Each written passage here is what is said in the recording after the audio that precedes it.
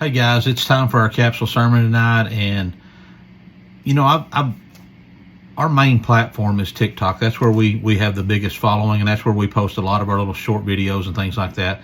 And over the last couple of weeks or months, I've noticed that you see a lot of people on there. There'll be some old lady pulling her hair, a woman pulling her hair back, talking about how she's fixing to go get her daughter-in-law straight. Or I've seen some deals where it says, ladies, what do? Your husband says, get your stuff, it's time to go, and your dad says, sit down. Who do you side with? Who do you choose?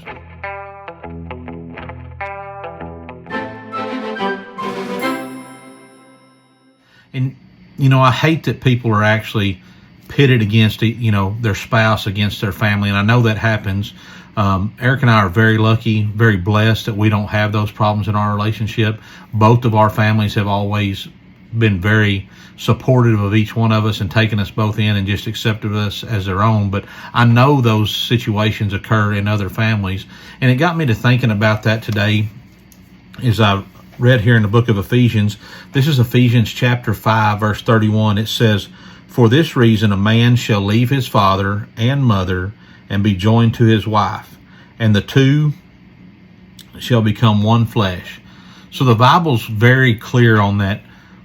When you get married, your number one priority is your relationship with God. But in the world, your number one priority is your spouse, is to develop your relationship with your spouse.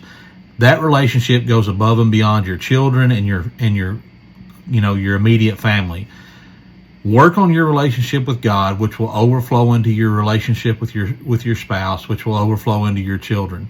And if there's ever a situation where your family is pitted against your spouse, it's your responsibility to side with your spouse.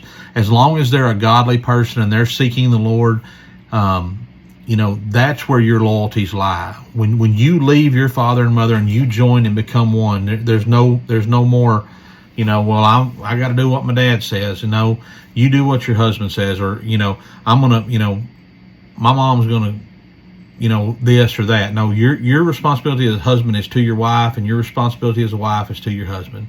So guys, I hope you take something from that. Remember that I love you. God bless you, and keep praying.